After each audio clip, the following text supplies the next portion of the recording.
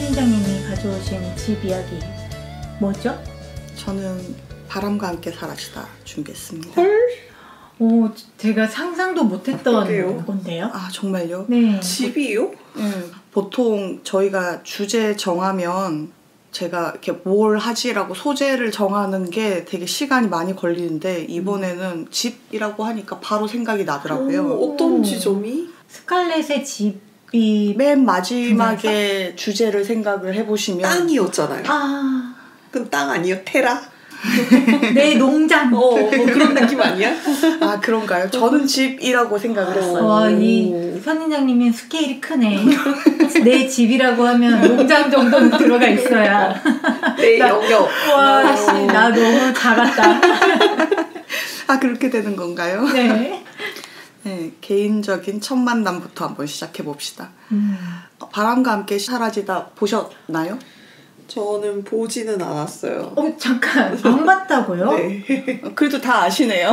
뭐 대략적인 내용은 아는데 보지는 않았어요. 저는 언니들이 좋아하고 또 엄마 아빠가 좋아하시는 영화여가지고 덩달아 옆에서 좀 봤죠. 저는 설인가 추석인가 뭐 보통 특선 영화 뭐 이런 거 하잖아요.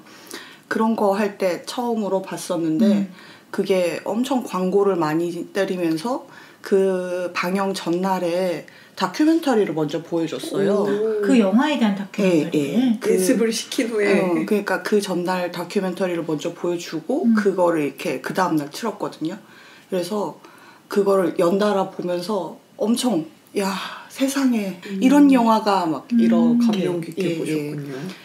당시에 이렇게 좀 고전 영화를 많이 좀 찾아보기도 했었는데 뭐 이런 배너 뭐 이런 거 있잖아요. 그 정도 옛날 거를 많이 찾아보기도 했었는데 다큐멘터리 보면서 뒷이야기를 먼저 보고 그거를 보고 나서 잠을 잘 수 없을 정도로 충격을 받았거든요. 어떤 지점이 그렇게 매력적이었어요? 그 부분이 잘 모를 정도로 그러니까 모든 게 다 신선하게 충격이었고 그게 굉장히 좋은 영화다라는 걸 저도 이제 부모님한테 듣고 그러면 이걸 녹화해놓고 나중에 한 번 더 봐야지 하고 녹화를 했었거든요. 네. 근데 그 녹화를 다시 못 볼 것 같은 거예요. 이거는 너무 나한테 자극적이어서 다시 보면 이 자극을 내가 못 견딜 것 같아서 한동안 그 녹화를 다시 못 봤을 정도로. 우와, 너무 신기하다. 나 진짜 감흥 없이 봤는데. 아 진짜요? 네. 감흥이 없었구나. 아니, 그러니까 좀 어려서 남북전쟁이나 그거에 따라오는 부수적인 것들을 잘 이해를 못했고 왜 코르셋을 저렇게 조여서 고통스럽게 옷을 입어야 되는가? 왜 밥을 먹고 나서 저렇게 남녀가 갈려서 뭔가 따로 시간을 갖는가? 막 그런 것들에 대한 의문점만 많이 가졌던? 남자 주인공은 왜 저렇게 느끼한가? 그리고 여자 주인공은 왜 이상한 남자를 좋아하고 있는가? 애슐리.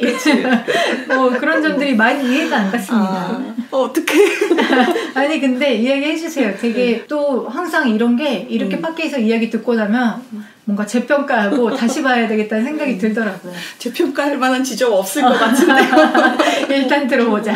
네, 일단 소설 원작이죠. 네. 1861년부터 1872년까지의 시간을 담은 내용이고요. 소설 내용으로 따라갈게요. 소설 내용은 남북전쟁을 배경으로 주인공 스칼렛의 인생을 쭉 걸어가는 그런 스토리죠. 스칼렛 오하라라는 주인공이 있고요. 조지아주에서 타라 농장의 농장주의 막달로 태어납니다. 테라가 아니고 타라였군요. 테라라고 번역하기도 하고 타라라고 그래요? 번역하기도 하더라고요. 저는 그냥 타라라고 하겠습니다. 첫 문장이 또 좀 약간 유명한 소설인데 영화의 마지막 대사가 너무 유명해서 그것만 유명한 줄 저도. 알았더니 첫 문장도 유명하군요. 첫 문장이 스칼렛 오하라는 뭐 예쁘지 않다. 하지만 그 옆에 있으면 그 사실을 모두 잊게 된다. 그만큼 매력적이다. 이런 아니, 식으로. 비비안이가 그렇게 예쁘다고 내가 막 난리를 쳤는데 예쁘지 않은 설정이었어요? 아주 고전적인 민형은 아니지만 엄청난 매력의 소유자다. 이런 식의 묘사입니다. 어쨌든 인기가 엄청나고요. 어장관리가 장난이 아닙니다. 옆에 한두 남자를 끼고 있는 게 아니고 다수의 남자를 끼고 다니죠. 하지만 16입니다. 맙소사. 헐. 충격적이다. 네, 어쨌든 그녀에게 또 진심으로 사랑한 남자가 있었으니 아까 열심히 깠던 네. 애슐리. 네, 이웃사촌 애슐리입니다. 허약한 남자. 그렇죠. 네. 애슐리를 마음에 두고 있었는데 자기를 좋아하는 줄 알았는데 사촌인 멜라니와 결혼을 한다라는 충격적인 사실을 듣게 되죠. 그래서 내가 좋아한다는 걸 알면 나랑 결혼할 거야 하고 급히 고백을 합니다. 하지만 나는 비슷한 사람이랑 결혼할 거야 라고 자기는 멜라니랑 결혼할 거라고 이야기를 하죠. 스칼렛이 애슐리의 뺨을 치고요. 헐. 그리고 애슐리 퇴장. 그게 끝이에요? 그렇지만 더 이상 안 나와요? 아니 그건 아니에요. 지금 씬에서 퇴장. 네, 이 모든 모습을 옆에서 버틀러가 다 보고 있었어요. 그래서 엄청 놀리죠. 차였구나 크크크크 막 이래서 스칼렛은 엄청 화를 내고요. 열 받은 상태잖아요. 질투를 유발하기 위해 멜라니의 오빠인 찰스와 결혼을 하게 됩니다. 되게 충동적인 얄팍한 선택이었죠. 아까 애슐리 보고 이렇게 뭔가 유약한 남성이라고 그랬는데 더 수상한 남성과 결혼하게 되죠. 그리고 전운이 감도는 와중에 얼마 안 가서 남북 전쟁이 터지게 되고요. 애슐리도 찰스도 모두 군에 입대합니다. 찰스는 곧 사망합니다. 근데 또 딸은 있습니다. 깜짝 놀랍니다. 네. 딸이 있었어요? 영화에서는 없죠. 맞아. 어쨌든 스칼렛은 찰스의 고모네 집에 가서 지내게 돼요. 그곳이 애틀란타고요. 전쟁이 계속되면서 남부가 쉽게 승리할 줄 알았지만 점점 지게 되죠. 그리고 자신에게 구애했던 많은 청년들이 하나둘 죽었다는 소식을 듣게 돼요. 점점 북군이 내려오게 되고 애틀란타까지 포위를 하게 되거든요. 그래서 스칼렛은 멜라니를 데리고 타라 농장으로 도망을 칩니다. 그 과정에서 레드 버틀러가 나타나서 도움을 주죠. 레드 버틀러는 입대 안 했나요? 네, 그때까지 입대하지 않았습니다. 이때까지 그냥 남부를 엄청 디스를 하면서 북부가 이길 거야 라고 했던 사람 중에 하나고요. 그런데 어쨌든 스칼렛을 도와주고 나서는 갑자기 작별의 키스를 남기고 남부군에 들어갑니다. 그게 그 유명한 키스신인가요? 네, 맞습니다. 어쨌든 타라로 돌아오긴 왔어요.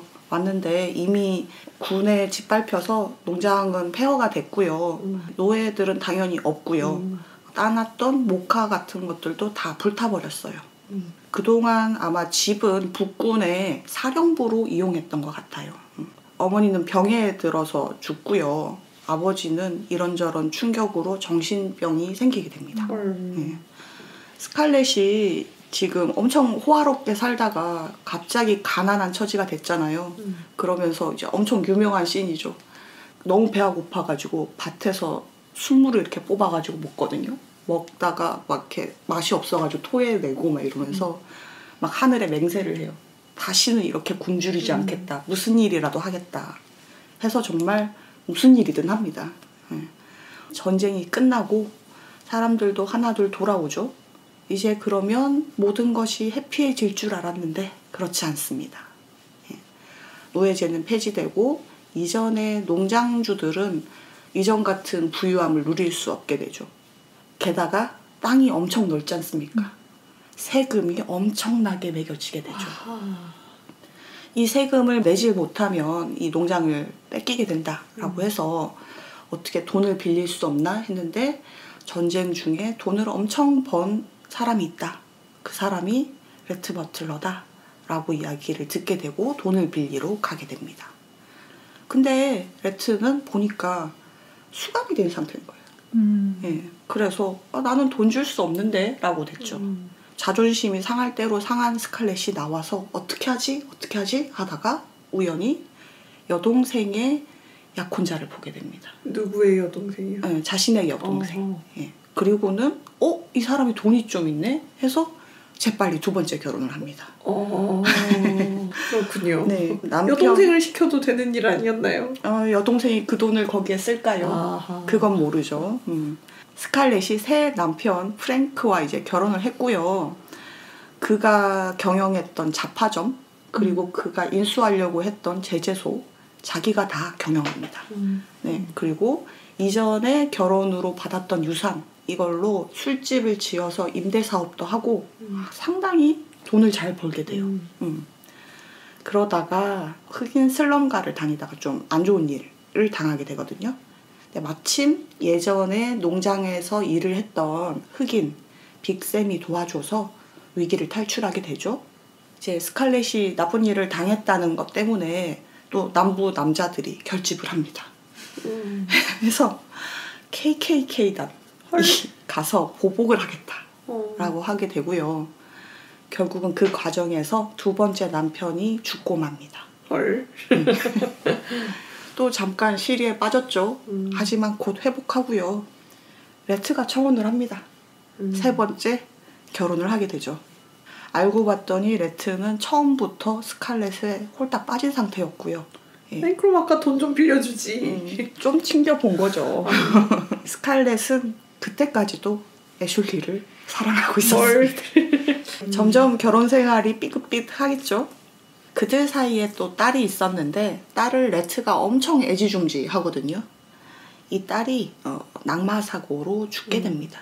그때쯤 해서 멜라니도 사망을 하는데 그때 이제 멜라니가 너를 진정으로 사랑하는 사람이 누군지 아느냐. 레트가 너를 정말 사랑한다 라고 하고 뒷일을 막 수습을 맡기면서 죽습니다. 멜라니가 죽을 때 애슐리가 자기가 정말로 사랑했던 게 멜라니였다는 사실을 그때쯤 이야기를 하게 되고 스칼렛은 아니 그 이야기를 왜 지금 하느냐. 그거는 근데 이제까지 말을 했었잖아. 아니라고 생각했죠. 마음속으로는 자기를 좋아하겠다고 생각했어요. 네. 그리고 이제 자기도 진짜로 자기가 사랑했던 사람이 레트라는 거를 깨닫게 되죠. 그래서 레트를 잡으러 갑니다. 하지만 레트의 마음은 이미 떠났죠. 그래서 그는 떠나게 되고요. 홀로 남게 된 스칼렛이 내일은 내일의 태양이 뜰 것이다 라는 마지막 말로 소설이 끝이 납니다. 정말 분량이 긴 영화인데 네. 정말 짧게 잘 요약해 주셨네요. 줄거리 이제 다 아셨죠? 네. 네. 바람과 함께 사라지다라는 제목이 굉장히 인상적이잖아요. 네. 원래 제목을 붙이려고 했던 건 옛날 남부에 대한 원고였다고 합니다. 작가님 왜 그러셨어요? 네. 정말 폭망했겠죠? 네. 너무너무 분위기가 다른 제목인데. 네. 그래서 이제 2차로 생각했던 제목이 마지막 대사에서 따와서 내일은 내일의 태양이 뜬다 라고 하려고 했는데 출판사에서 당시 제목 중에 내일이라는 말이 들어가는 제목이 너무 많았다고 그래요. 그래서 제목을 좀 고치자. 네, 그렇게 제안을 했고요. 다우슨의 희나라라는 시에서 따온 바람과 함께 사라지다가 제목이 되었다고 하네요. 편집부에서 참 잘하셨네요. 작가는 마거릿 미철이고요. 1900년 조지아주 애틀란타에서 태어났다고 해요. 원래 기자로 지냈다가 다리에 한번 부상을 입어서 회사를 다닐 수 없는 상황이 되어서 그만두고 이 작품을 집필하게 되었다고 해요. 1929년에 이 소설을 이미 완성을 했지만 원고를 보냈을 때 다 출판사들에서 거절을 했다고 합니다. 근데 친구가 또 권유를 해서 야 맥밀런 출판사에 한번 보내봐 라고 해서 출판부를 보내게 됐고요. 담당자는 딱 보니까 1000페이지가 넘는 거예요. 다음에 보겠다 라고 하고 출장을 갔대요. 근데 이 친구가 진짜 참 친구인 게 담당자가 열차를 타고 이제 뉴욕으로 가게 됐는데 원고를 또 보냈는 거예요. 그쪽으로. 이거 원고 안 읽어보셨죠? 읽어보세요. 진짜 팬이었나 보다. 여전히 1000페이지가 넘어. 예, 킵해뒀죠. 기차로 전보를 쳤어요. 와. 안 읽었죠. 읽어보세요. 대단하다. 네. 그래서 결국 담당자가 열차에서 원고를 읽게 되고 내리면서 이거 출판해야 되겠다 하고 출판 계약까지 하게 됐다고 합니다. 근데 제가 알기로 그 작가가 평생 쓴 소설이 그거 한 권이라고 알고 있습니다. 맞습니다. 이게 36년에 출판을 하게 되고 출판과 동시에 베스트셀러가 됐다고 해요. 1년에 150만 부 이 정도 팔렸다고 그러고요. 다음 해에 퓰리처상을 수상했다고 합니다. 39년에 저희가 아는 그 영화로 만들어지게 되고요. 작가는 49년에 자동차 사고로 갑자기 죽게 되고 남편이 그녀의 뜻에 따라 모든 원고를 태웠다고 합니다. 그래서 바람과 함께 사라지다가 유일한 소설이 되었다고 해요. 바람과 함께 사라지다 후속편은 그럼 작가가 아닌 팬 픽션인 거죠? 어머, 후속편이 있나요? 네. 후속편 이야기를 잠깐 하면 이제 소설이 약간 일종의 열린 결말이잖아요. 네. 그래서 뒷부분이 안 나오나 하는 사람들이 굉장히 많았나 봐요. 그리고 또 유족들이 돈을 좀 더 벌고 싶은 그런 욕망도 있고 예. 공모를 해서 1992년에 다른 작가에 의해서 후속작 스칼렛을 썼다고 해요. 저는 무려 이걸 읽었습니다. 와, 어땠어요? 절대 읽지 마세요. 그래요? 네, 진짜 이거 뭐라고 하면 좀 스케일 키운 로맨스 소설 같은 느낌? 그냥 스칼렛과 레드 버틀러가 다시 만나는 이야기입니까? 네, 뭐 좀 그런 이야기고 뭐 뒤에 여러 가지 뭐 농장이나 남부에 대한 이야기도 있고 한데 그런 원작에서 느꼈던 그런 강렬한 느낌이 다 희석된 안 읽으셨으면 좋겠습니다. 네. 예, 소설에 되게 명대사가 많은데 아까 제일 처음에 이야기했던 줄거리에서도 내일은 내일의 태양이 뜨니까 뭐 이런 거 있죠. 네. 원문이 조금 달라요. Tomorrow is another day 이거예요. 예. 그러니까 좀 어떻게 보면 번역가가 초월 번역한 거죠. 근데 워낙 익숙해서 그런지 원문을 들으면 오히려 좀 밋밋한 맞아요. 그런 느낌이 들어요.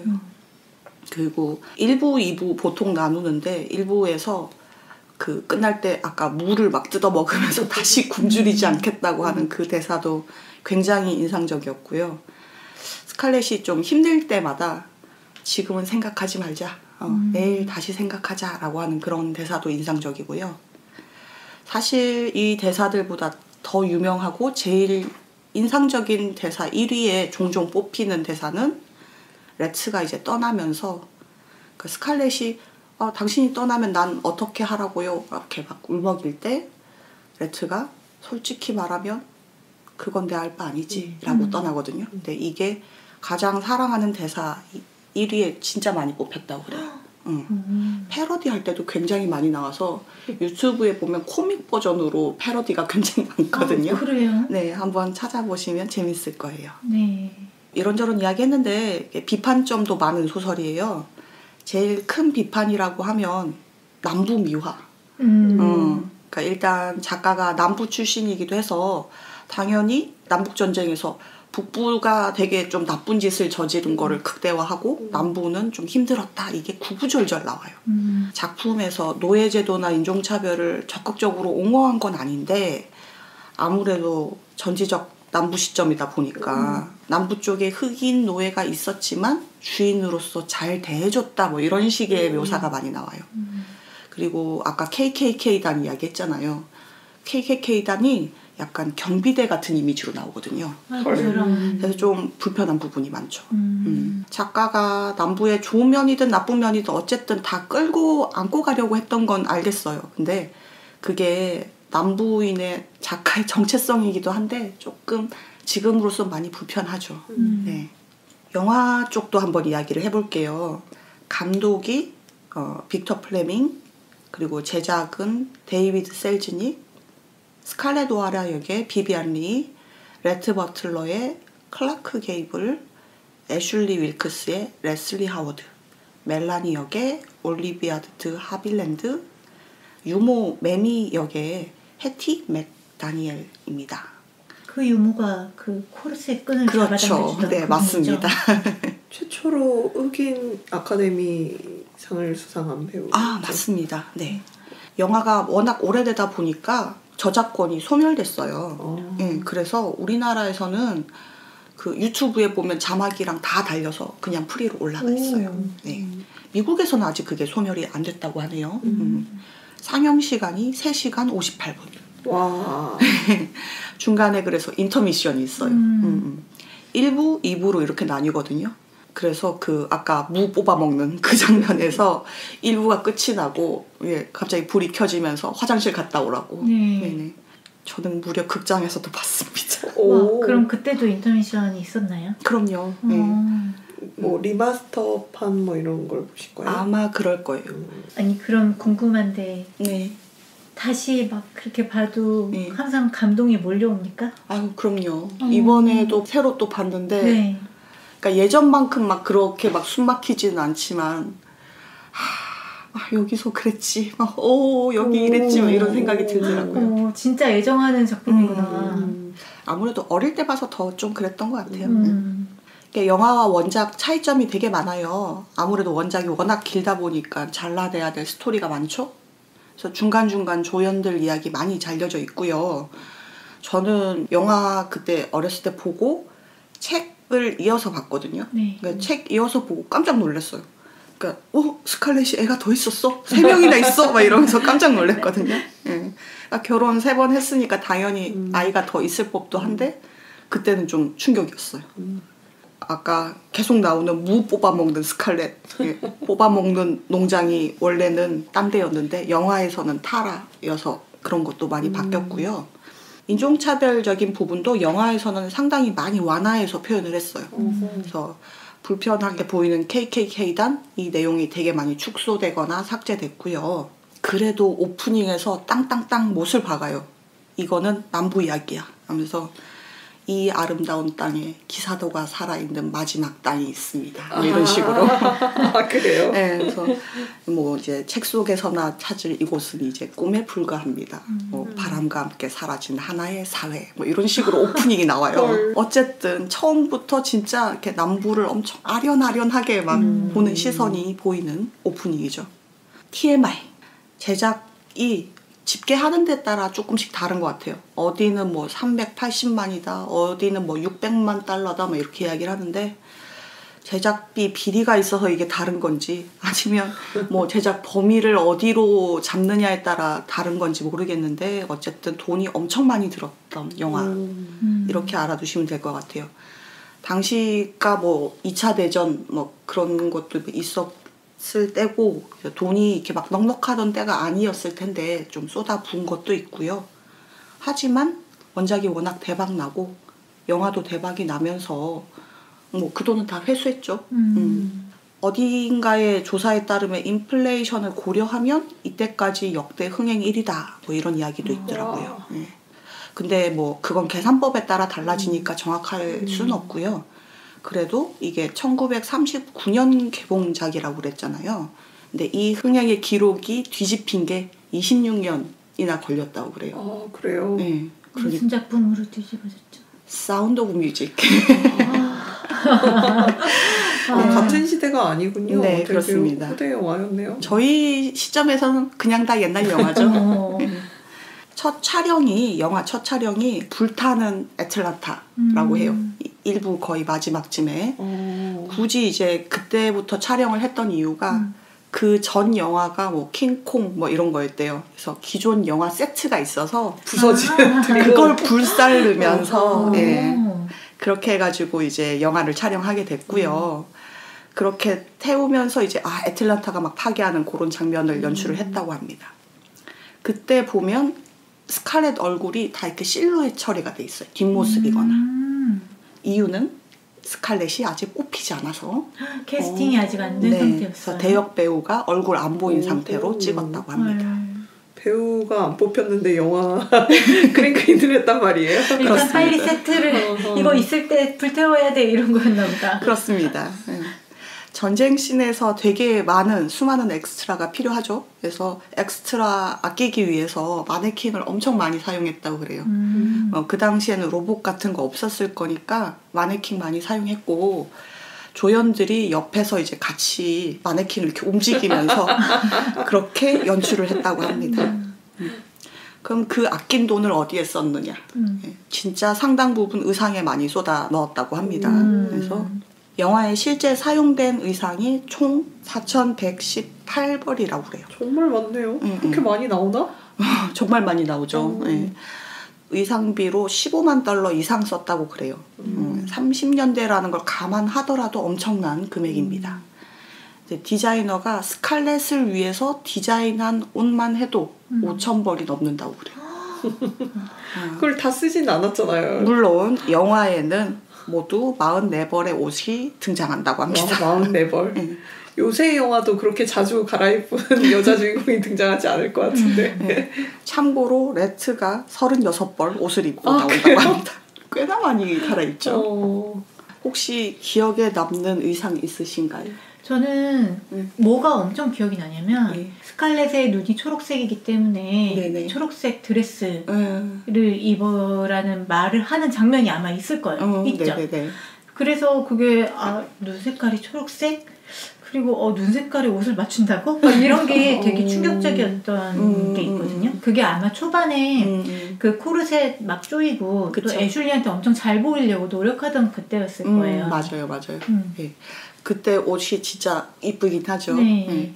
사람들이 많이 기억하는 옷 중에 하나가 이제 아까 코르셋 잡아당겨가지고 입는 그 옷이랑 그리고 되게 많이 이야기하는 거 돈이 없어가지고 레트한테 돈 빌리러 갔을 때 커튼 뜯어가지고 그때도 이제 초록색 커튼이거든요. 옷을 지어서 입고 이제 자기가 가난하지 않은 척하는 그런 장면. 그리고 이제 뭐 남편이 죽어서 상복을 입어야 되는데 그냥 또 상복을 입으면 안 되잖아요. 예쁜 상복을 입어야 되잖아요. 맞아요. 전 그 까만 상복, 머리가 약간 붉게 타오른다라는 묘사가 있어서 그거에 또 맞춘 이제 붉은색 드레스 이런 것도 있고 잠옷도 엄청 또 화려하게 또 옷을 만들어서 그런 것도 또 화제가 됐고 했죠. 그때 개봉 당시에는 컬러였나요? 컬러랑 이제 섞여서 있었는데 이거는 풀 컬러였어요. 네. 다큐멘터리 그때 봤었다고 했는데 감독이었나 제작자였나가 했었던 이야기 중에 되게 인상적이었던 게 이 옷이 돈이 많이 드니까 좀 줄이자. 그래서 안에 있는 속옷이나 이런 건 좀 줄여가지고 입자라고 하니까 안 된다. 그거 다 해야 된다. 그거 보이지도 않는데 왜 그걸 하느냐. 그러니까 그걸 입은 배우는 안다. 그걸 입은 배우가 그걸 느껴야지 연기를 할 수 있다. 아이고 저 배우의 연기력을 믿으세요. 저는 그게 굉장히 인상적이었어요. 근데 정말 그 의복과 그 의복에서 오는 어떤 태도 이런 거를 진짜 중요하게 생각을 했나 보네요. 그런 것 같아요. 네.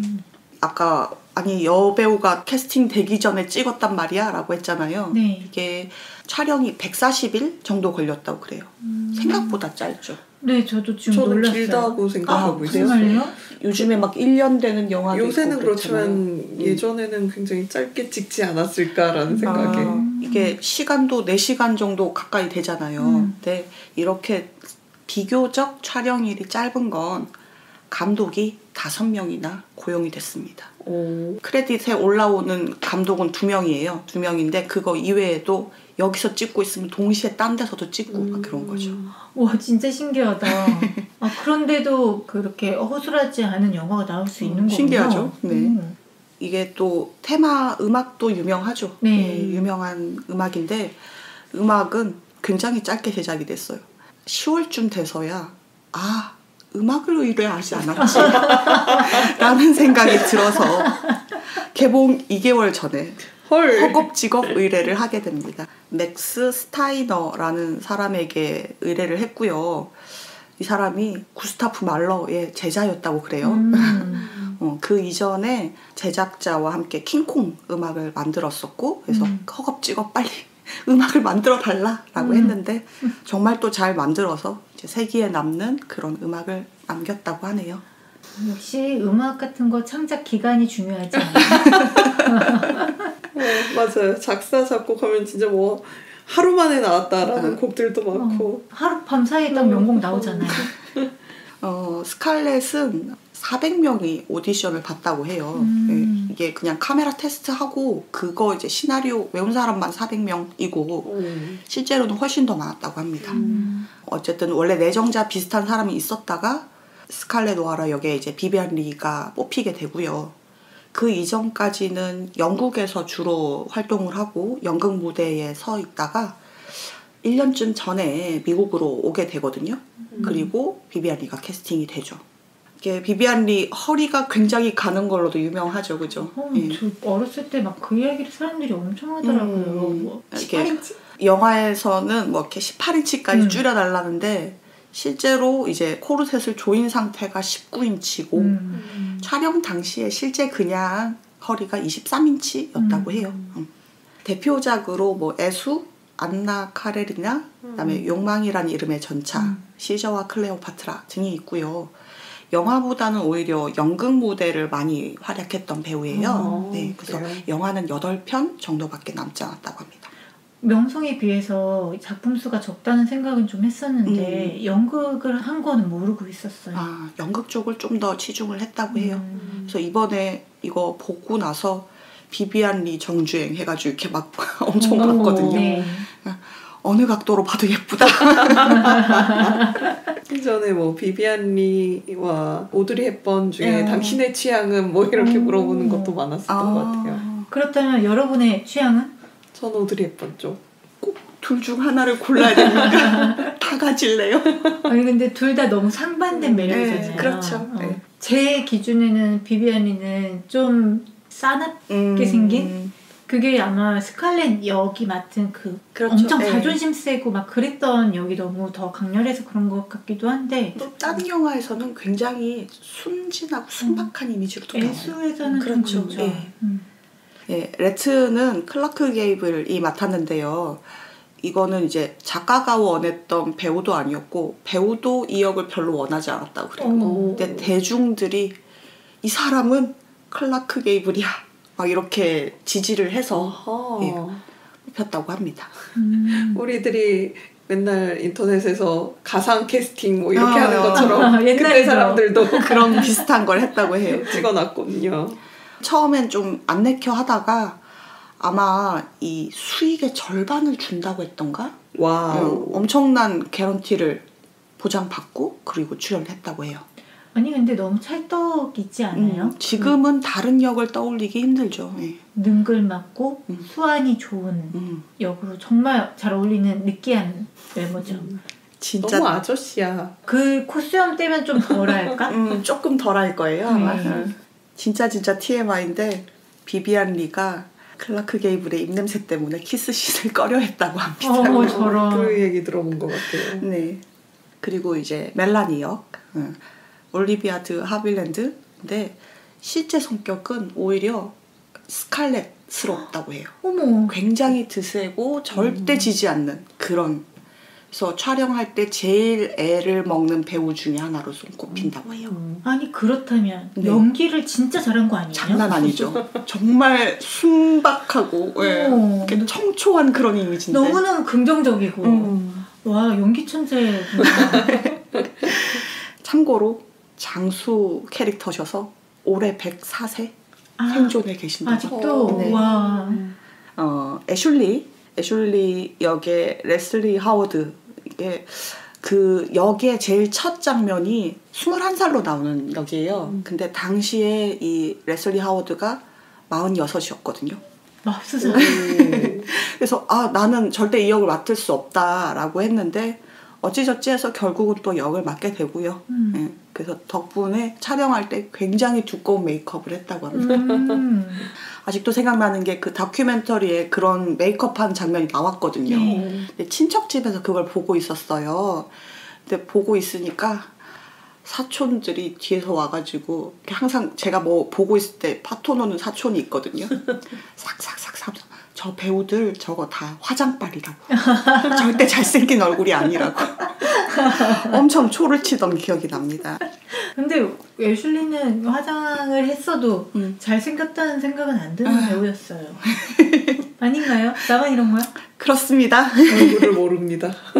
되게 희말이 없게 생겼어요. 좀 그래요. 그런 역이기도 하고요. 네. 아카데미상 이것저것 많이 탔는데요. 작품상, 감독상, 여우주연상, 여우조연상, 각색상, 컬러 촬영상, 편집상, 미술상 이렇게 8개를 탔습니다. 컬러 촬영상이라는 게 있었네요. 그렇죠. 네. 여우주연상은 당연히 비비안 리가 탔고요.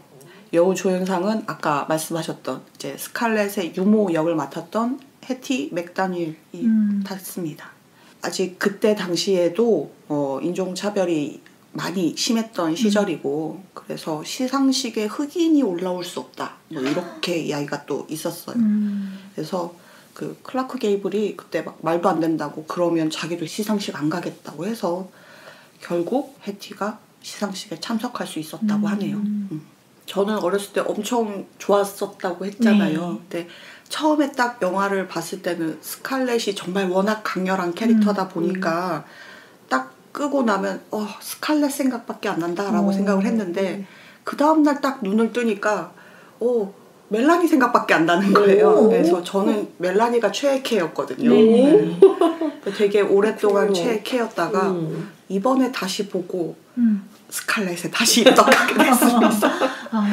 매력적으로 나오네요. 네네. 그래서 이 정도로 살아있는 캐릭터가 정말 흔하지 않은 것 같아요. 생동감. 진짜 이기적이고 생명력 넘치면서도 뭔가를 쟁취하고 앞으로 나가는 그런 캐릭터가 뭐 여자뿐만 아니라 남자, 여자 통틀어서 이 정도로 막 입체적으로 굴러가는 캐릭터가 없는 것 같더라고요. 영화에서 그려진 것만큼 소설 안에서도 잘 묘사가 돼 있나요? 네, 소설은 훨씬 더 다면적으로 잡아주고요. 네. 그러니까 영화에서 내면적인 부분이 이제 서술이 좀 생략된 것들이 많잖아요. 그런 것들이 이제 아주 세세하게 나오다 보니까 훨씬 더 좀 이렇게 인물에 대해서 이해를 할 수 있게 되는 면이 많죠. 그러고 보면 제가 그 캐릭터에 대한 매력을 좀 느끼기 힘들었던 게 너무 어렸을 때 봤기 때문에 그 후반부에 드러나는 스칼렛 오하라의 그 강인한 면보다는 초반에 나왔던 그 이기적이고 못된 철부지 이미지 자존심이 너무 센 그런 면들 때문에 좀 좋은 면보다는 나쁜 면이 더 각인되는 게 있었던 것 같아요. 이번에 한번 보시면 저랑 같이 입덕할 수 있습니다. 네. 좀 다시 봐볼 필요가 있는 작품이네요. 그러면 이게 집이라는 거에서 바로 연상됐던 이유는 역시 스칼렛이 지키려고 했던 그 유산이 집이기 때문인가요? 그렇죠. 그러니까 맨 마지막 장면에서 이제 레트가 떠나고 혼자서 계단에서 이제 쓰러져가지고 막 울죠.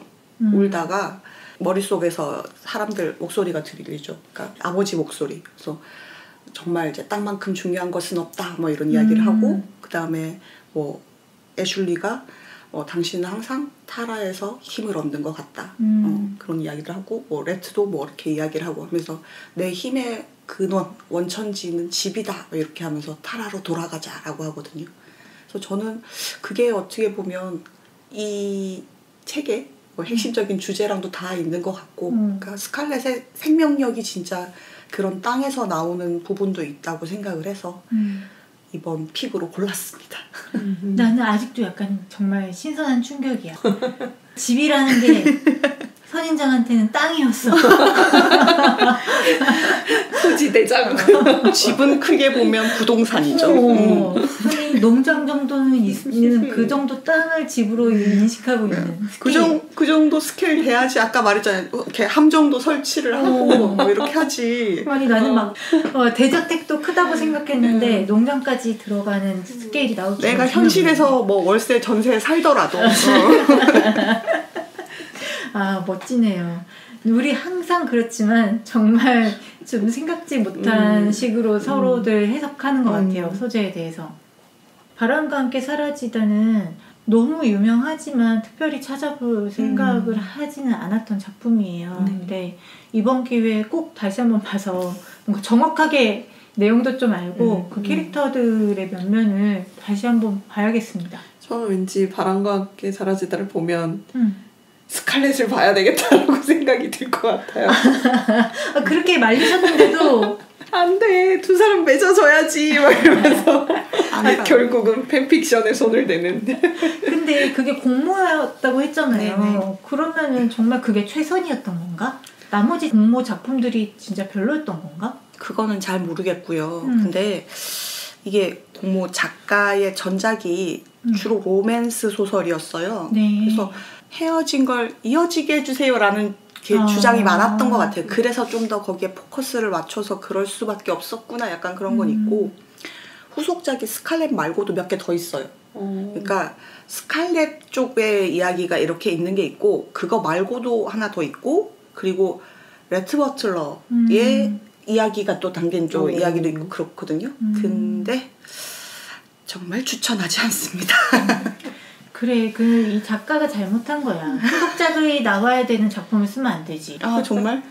근데 작가는 그게 완벽한 결말이라고 생각을 했겠죠. 맞아요. 근데 사실은 스칼렛이라는 어떤 캐릭터를 완성하기 위해서는 그 결말이 맞는 결말이었던 것 같네요.